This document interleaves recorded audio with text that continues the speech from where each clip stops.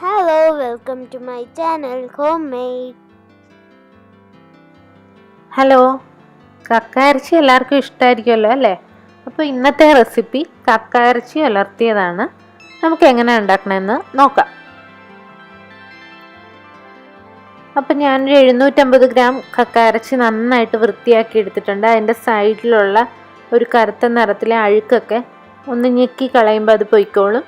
അഴുക്കൊക്കെ ഞെക്കിക്കളഞ്ഞ് ഒരു 5-6 പ്രാവശ്യമെങ്കിലും വെള്ളത്തിൽ നന്നായിട്ട് കഴുകി അതിൻ്റെ കല്ലും കട്ടയെല്ലാം കളഞ്ഞ് എടുക്കണം. എത്ര കഴുകിയാലും കുറേശ്ശെ മണ്ണൊക്കെ അടിയിൽ വരും, എന്നാലും മാക്സിമം അത് കഴുകി എല്ലാം ക്ലീൻ ചെയ്തെടുക്കുക. അതിനുശേഷം അത് നമുക്കൊരു പാനിലേക്ക് വെച്ചിട്ട് ഒരു 1/4 കപ്പ് വെള്ളം ഒഴിച്ച് ഒരു 1/2 ടീസ്പൂൺ മഞ്ഞൾപ്പൊടി കുറച്ച് ഉപ്പും ചേർത്ത് നമുക്കൊന്ന് ഒരു 5 മിനിറ്റോളം ഒന്ന് മൂടി വെച്ച് നമുക്ക് വേവിക്കാം. 5 മിനിറ്റ് കഴിയുമ്പോഴേക്കും അതിനകത്ത് കുറച്ച് വെള്ളം കൂടെ കക്കയിറച്ചിയിൽ നിന്ന് വന്നിട്ടുണ്ടാവും.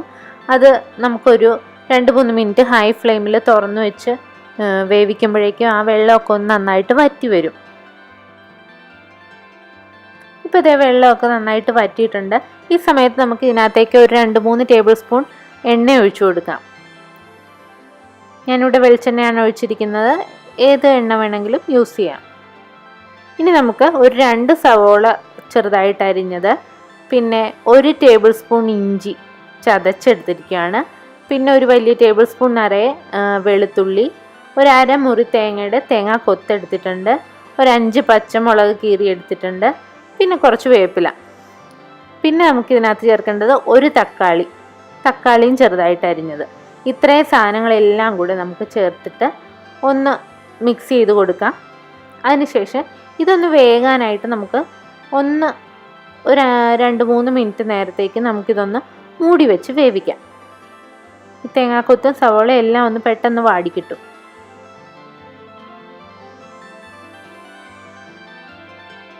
അപ്പോൾ ഇത് സവോളയൊക്കെ ചെറുതായിട്ടൊന്ന് വെന്ത് വന്നിട്ടുണ്ട്. ഇനി നമുക്കിത് തുറന്ന് വെച്ച് തന്നെ വഴറ്റി കൊടുക്കാം. ഈ സമയത്ത് നമുക്കിതിനകത്ത് പോരാത്ത പൊടികളെല്ലാം ചേർത്ത് കൊടുക്കാം. നേരത്തെ നമ്മൾ കുറച്ച് ഉപ്പിട്ടിരുന്നു, പോരാത്ത ഉപ്പും, ഒരു 1/2 ടീസ്പൂൺ മഞ്ഞൾപ്പൊടി, പിന്നെ ഒരു 1.5 ടീസ്പൂൺ 1.25 ടീസ്പൂണോളം കുരുമുളക് പൊടി ചേർത്ത് കൊടുക്കുന്നുണ്ട്. കുരുമുളക് പൊടി ഞാൻ ഒത്തിരി അങ്ങ് ഫൈൻ പൗഡർ ആക്കിയതല്ല, കുറച്ച് തരികളൊക്കെ ഉള്ള കുരുമുളക് പൊടിയാണ്.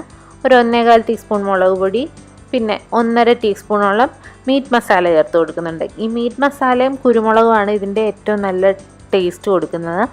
ഇത് രണ്ടും ഒഴിവാക്കരുത്, കഴിവതും കൂടുതൽ ചേർക്കുക. മുളക് പൊടി ഇത്തിരി കുറഞ്ഞാലും കുഴപ്പമില്ല, കുരുമുളക് പൊടി ഇത്തിരി കൂടുതൽ ചേർത്ത് കൊടുക്കുക. അപ്പോൾ ഇത് നന്നായിട്ടൊരു 10-15 മിനിറ്റോളം വഴറ്റി കൊടുക്കുക. ഇപ്പോൾ അതേ 15 മിനിറ്റ് കഴിഞ്ഞപ്പോഴേക്കും നമ്മുടെ കക്കയിറച്ചി ആവശ്യത്തിന് മൂത്ത് വന്നിട്ടുണ്ട്. ഇനി ഒത്തിരി നേരം വെച്ചുകൊണ്ടിരുന്ന് കഴിഞ്ഞാൽ കക്കയിറച്ചി ഇത്തിരി കട്ടിയായി പോവും. അപ്പോൾ നമുക്ക് ചവയ്ക്കാനൊക്കെ ഇത്തിരി ബുദ്ധിമുട്ടുണ്ടാകും. അത്രയും കട്ടിയാകാത്തതാണ് നല്ലത്. അപ്പോൾ ഈ ഒരു സോഫ്റ്റ് ആയിട്ടുള്ള ഒരു അവസ്ഥയിൽ തന്നെ നമുക്ക് ഈ ഫ്ലെയിം ഓഫ് ചെയ്ത് കൊടുക്കാം. അപ്പോൾ തേങ്ങാക്കൊത്തും എല്ലാം കൂടെ കടിക്കുമ്പോൾ ഒരു പ്രത്യേക ടേസ്റ്റാണ്.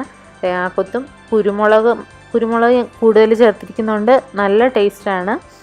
എല്ലാവരും ഒന്ന് ട്രൈ ചെയ്ത് നോക്കണം, എന്നെ വിവരം അറിയിക്കണം. നമ്മുടെ കക്കയിറച്ചി ഉലർത്തിയത് റെഡി.